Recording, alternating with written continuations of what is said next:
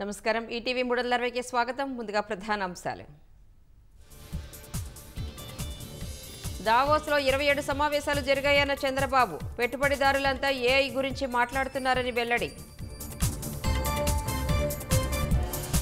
వ్యక్తిగత కారణాలతోనే ఎంపీ పదవికి రాజీనామా. రాజ్యసభ చైర్మన్ ఆమోదించారని విజయసాయి వెల్లడి. వ్యాపారాలు చేసేవారిపై ఐటీ తనిఖీలు సాధారణమన్న దిల్రాజు. నగదు డాక్యుమెంట్లు స్వాధీనం చేసుకోలేదని స్పష్టం. ముంబై ఉగ్రదాడుల దోషి రివ్యూ పిటిషన్ కొట్టివేత. రాణాను అమెరికా భారత్కు అప్పగించేందుకు మార్గం సుగమం. గ్రీన్లాండ్ విషయంలో ట్రంప్ దుందుడుకు వైఖరి. డెన్మార్క్ ప్రధానికి ఫోన్ చేసి బెదిరించినట్లు సమాచారం.